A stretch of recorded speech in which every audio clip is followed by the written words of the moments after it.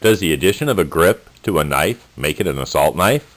Does the addition of a floating rail to a hammer make it an assault hammer? Then why do politicians attempt to convince the public that these same items change a varmint rifle into an assault rifle?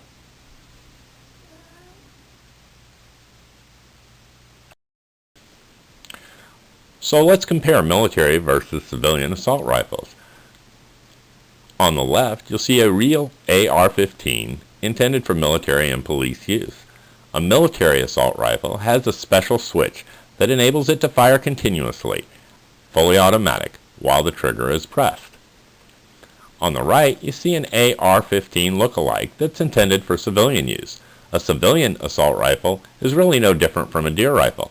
It cannot fire continuously and requires the trigger to be pulled, released, and the next round to be entered into the chamber before the trigger can be pulled again.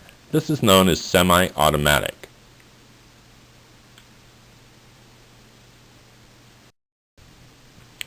The news media and the gun control lobby would have you believe that assault rifles available to civilians are very powerful weapons.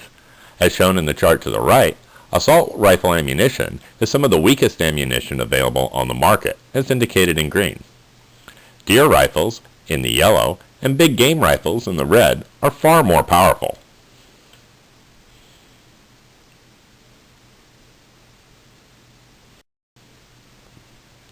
So to compare rifle ammunition that are used by the various weapons, you can see that the .223 Remington round, which is used by the AR-15 assault rifle lookalikes and by standard varmint rifles, are useful for killing groundhogs.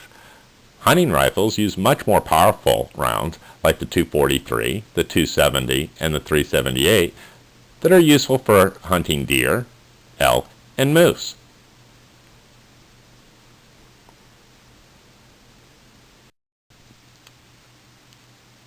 Even prior to enacting the previous assault weapons ban, congressional representatives knew that at best the assault weapons ban would only have a limited effect on total gun murders because the banned weapons and magazines were never involved in more than a modest fraction of all gun murders. As you can see with the chart to the right, violent crime and homicide since the end of the assault weapons ban in 2004 have dropped significantly.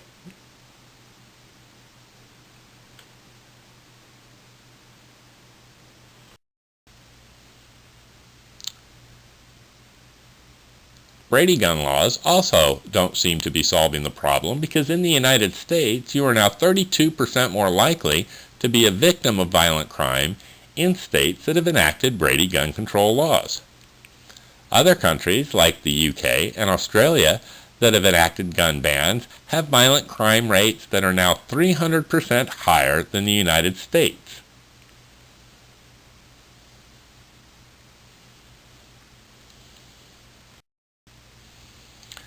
The politicians and the news media also do not seem to be paying any attention to public opinion. Contrary to news media reports, the vast majority of Americans do not believe gun control measures will prevent mass shootings at schools. According to a Gallup poll conducted on December 18th, just 1 week after the Newtown shooting, the vast majority of Americans believe that increasing the police presence at schools, increasing government spending on mental health screening and treatment, and decreasing the depiction of gun violence on TV, movies, and video games would be the most effective approaches to preventing mass shootings at schools.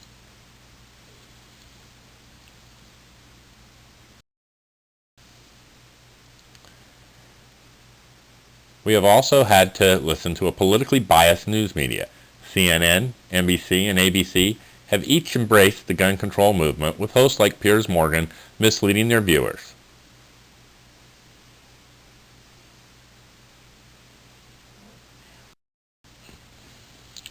Another fact that doesn't seem to be getting much attention is that lawful gun owners prevent violent crime. The police can never get there in anything short of 5 to 15 minutes, and every year in the United States, over 80,000 lawful gun owners file police reports stating that they used a gun to defend themselves or someone else against violent crime. The cities that have enacted gun bans, like Chicago, have the highest violent crime rate in the United States. Violent crimes include rapes, murders, assaults, and robberies.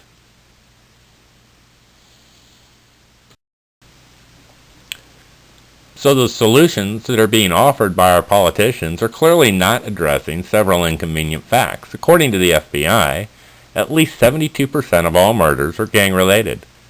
Violent crime is much higher in cities and states with tough gun control laws. 74% of all murders occur in areas known for drug trafficking. The so-called assault rifles, well, they're used in less than 0.5% of all murders. You're more likely to be struck by lightning than to be killed by an assault rifle. Hammers are used 8 times more often than assault rifles, and knives are used 26 times more often. And there's one demographic group that's actually 7 times more likely to commit murder than all others.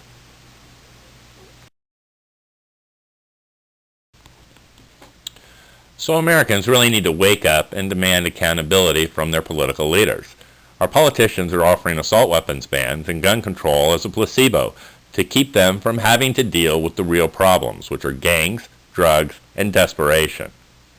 The crime and murder statistics are available. The politicians just don't like what these statistics have to say.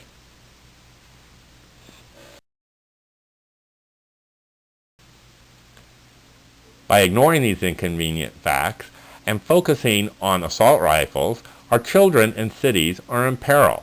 U.S. cities now have crime rates higher than Somalia. These cities include Chicago, Detroit, St. Louis, Oakland, Memphis, Atlanta, Baltimore, Stockton, California, Cleveland, Buffalo, Kansas City, Miami, Philadelphia, Nashville, Newark, and Washington, D.C.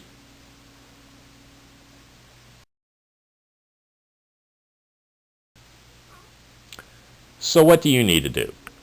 Number 1, forward a link to this presentation to your senators and representatives. Then let your elected officials know that you will not contribute one more dime or ever vote for another Democrat if they pass failed gun control legislation instead of protecting our children and addressing our nation's true violent crime issues. Then share this presentation on Facebook, Twitter, Google+, and LinkedIn. Thank you for your time today.